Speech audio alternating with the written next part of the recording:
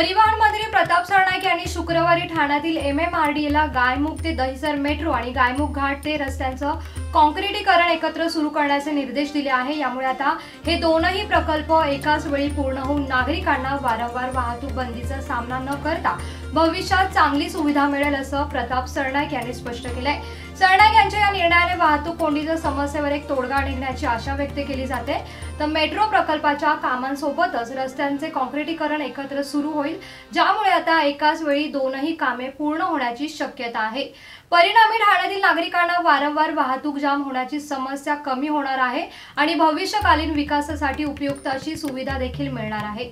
यावेळी सरनाईक यांनी ठाणे महापालिकेला घोडबंदर परिसरातील अंतर्गत रस्ते आणि विकासासाठी त्वरित समन्वय साधण्याचे निर्देश देखील दिले आहे।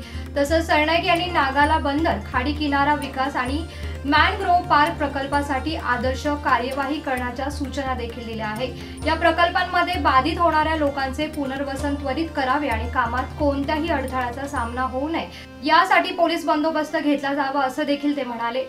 यावेळेस या ठिकाणी ठाणे महापालिकेचे आयुक्त सौरभ राव, MMRDचे अतिरिक्त महानगर आयुक्त अश्विन मुदगल आणि ठाणे महापालिकेचे अतिरिक्त आयुक्त संदीप माळवी तसंच अतिरिक्त आयुक्त प्रशांत रोडे, नगर अभियंता प्रशांत सोनाग्रा आणि MMRDचे प्रकल्प संचालक अनिल साळुंके आणि सार्वजनिक बांधकाम विभागाचे अधीक्षक अभियंता सिद्धार्थ तांबे तसंच मुंबई महानगर प्रदेश प्राधिकरणाचे अधीक्षक अभियंता विनय सुर्वे, वाहतूक पोलीस उपायुक्त पंकज शिरसाट यांच्यासह विविध विभागांचे अधिकारी या ठिकाणी उपस्थित होते।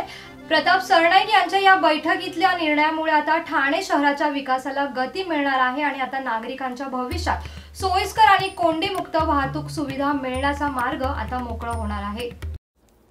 कोकणासह परिसरातील ताज्या घडामोडींसाठी सागर डिजिटलला सबस्क्राइब करा आणि नोटिफिकेशनसाठी बेल आयकॉनवर प्रेस करा।